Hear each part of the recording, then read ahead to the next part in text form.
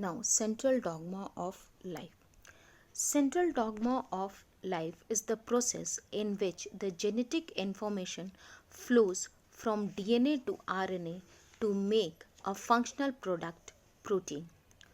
So, it is the flow of information from DNA to mRNA and then decoding the information present in mRNA in the formation of polypeptide chain or protein. Okay, so here the basic information of the molecular biology or the central dogma of molecular biology states that there is one way or unidirectional flow of information from master copy of DNA to working copy RNA, that is through transcription, and from working copy RNA to building plan polypeptide, that is translation. Now, Francis Crick proposed the central dogma in molecular biology, which states that genetic information flows in one direction only, that it is unidirectional. Okay. In 1970, Temin and Baltimore discovered retrovirus which contain RNA as genetic material. The virus produces an enzyme reverse transcriptase, and the enzyme performs the central dogma reverse by synthesizing DNA over template of genetic RNA.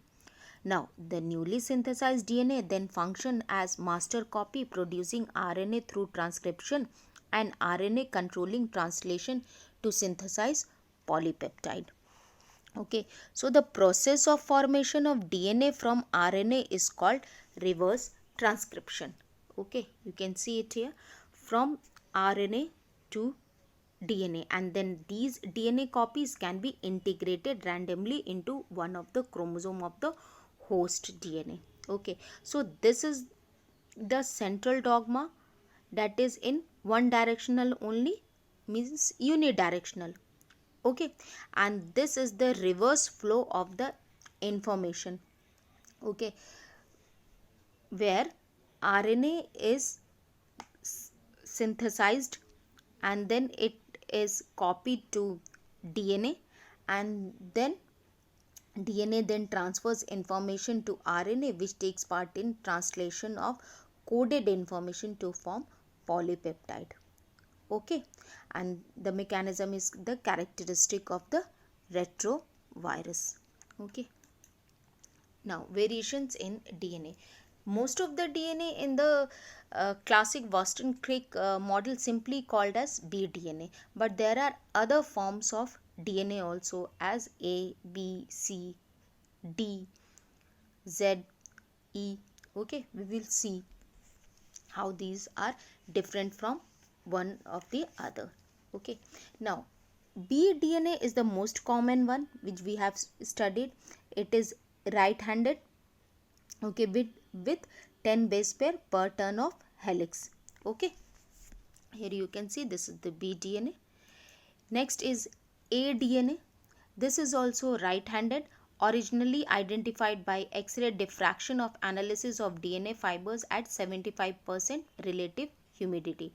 Now, this aDNA is also right-handed with a base pair per turn is 11. Okay. Then zDNA. This is left-handed double helical structure which winds to the left in a zigzag pattern. Okay. And this is unstable, and it has 12 base pair per turn of helix. Then cDNA, it is right-handed, it is unstable, okay, and it has 9 base pair per turn formed at 66% relative humidity. Okay, now next is dDNA. It is also right-handed and it has 8 base pair per turn of helix. It is a rare variant, okay, and form in structure which is devoid of guanine. Okay, and then eDNA, it is extended or eccentric DNA. Now, DNA can be linear and circular. Okay, it can be coding or non-coding, which we will see later on. Okay, template and non-template. This all we will see when we will study the translation, transcription, okay, later on. Okay, there are repeated DNA, satellite DNA, microsatellite, and mini satellite. As you all know, linear and circular DNA. Linear DNA is found in the nuclei of eukaryotic cell. It has free ends and it is associated with proteins. Then circular DNA is found in prokaryotes and in mitochondria and plastids of the eukaryotic cell. And circular DNA has its end joined together. Okay. Now, what are the functions of DNA? Now, DNA plays a many-fold role in organism.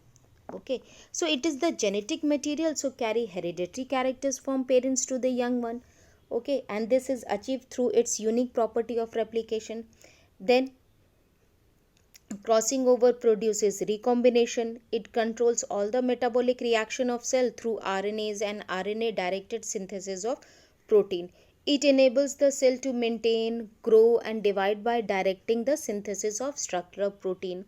It produces RNA by transcription for use in protein synthesis. It creates variety in population by causing recombination through crossing over.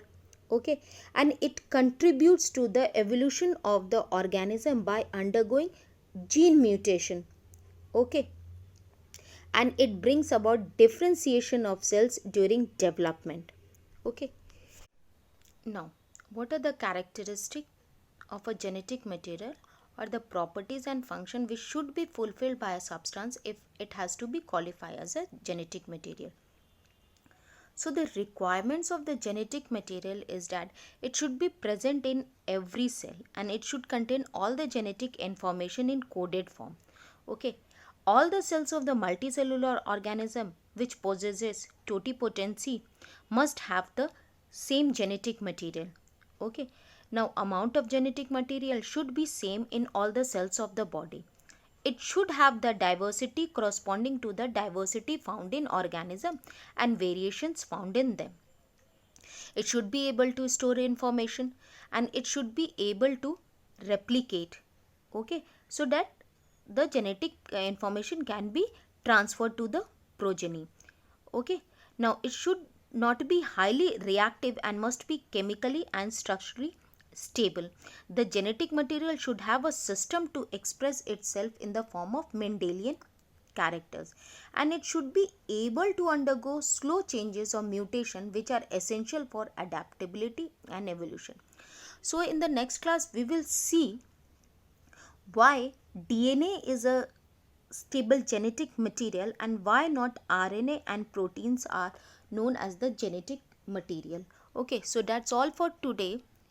Read NCERT and do all the assignment. Thank you.